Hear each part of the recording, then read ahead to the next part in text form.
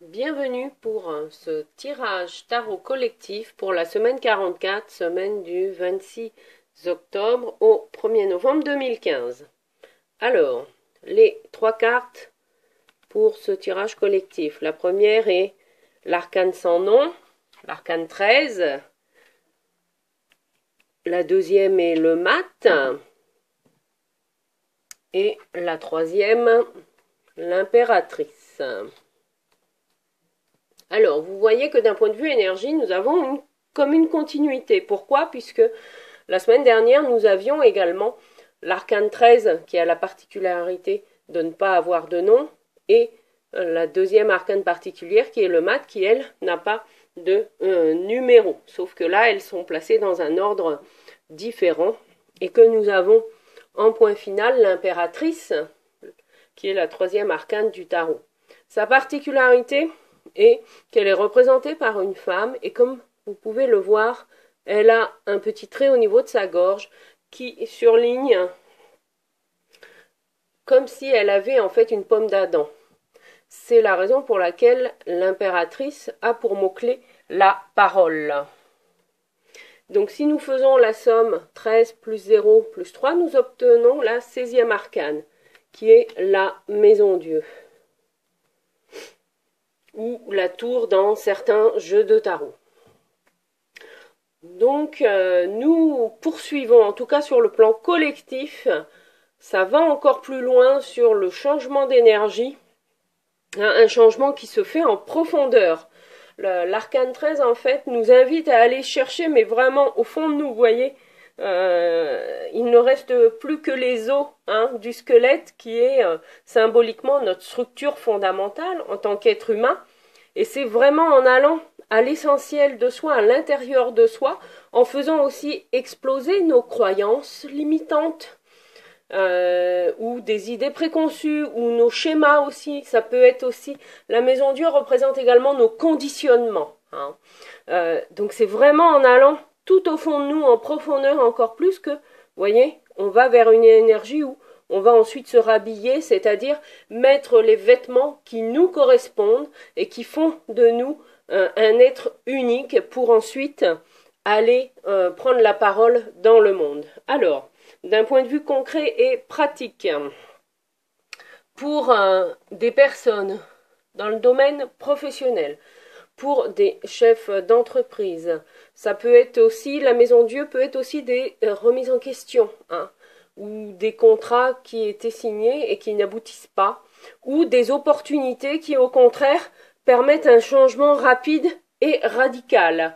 Donc c'est en tout cas une énergie de mouvement. On le voit avec les deux personnages qui vont vers un mouvement. En tout cas, c'est une invitation à suivre le mouvement et à aller là où le vent vous porte, que ce soit en termes d'opportunités d'affaires ou même si vous êtes salarié et que vous entendez parler d'un concept nouveau, eh bien, osez faire le pas, voyez, osez faire ce pas, d'aller voir ce que c'est, d'aller vous informer, parce que l'impératrice a aussi cette tendance-là, l'information, on va s'informer.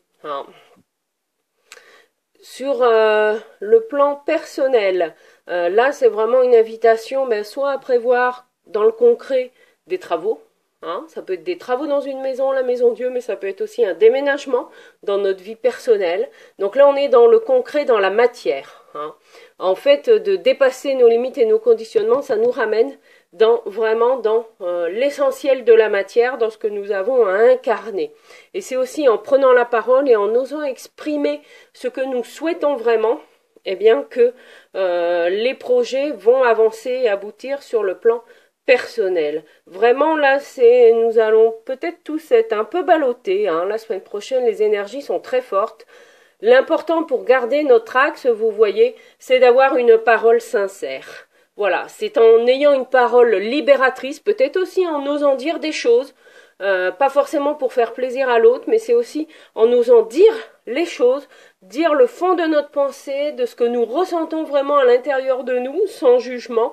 Eh bien, c'est comme ça que tout le monde va pouvoir avancer.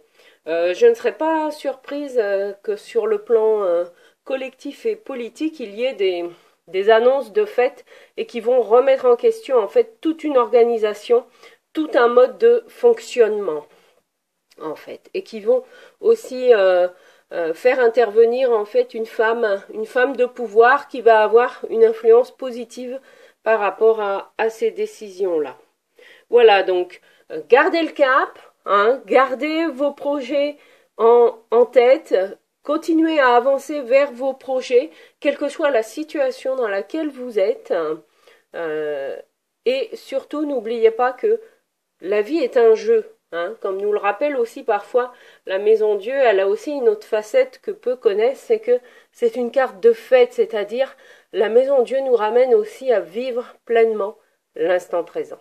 La seconde là, dans l'ici et maintenant, et c'est ça le plus important, à ne pas oublier. Ça ne veut pas dire qu'on se déresponsabilise, loin de là, mais en accueillant vraiment dans l'ouverture cet instant présent, c'est comme ça que les changements en profondeur aussi vont pouvoir se mettre en place sur tous les plans. Donc, voilà. Appréhender cette énergie de changement, voilà, avec espoir, hein, c'est pour aller de toute façon vers un mieux, même si effectivement ça entraîne encore des gros changements dans nos croyances, dans peut-être aussi...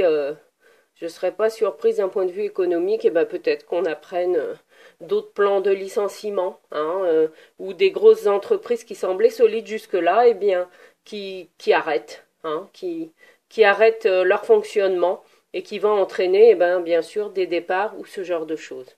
Voilà. Alors, gardez le cap, hein, c'est aussi en gardant l'espoir et en avançant, même si vous n'êtes pas sûr de vers là où vous allez. Gardez le cap, gardez confiance, car c'est pour aller vers ce qu'il y a de mieux pour chacun de nous. Je vous souhaite une merveilleuse semaine et je vous dis à bientôt. Au revoir.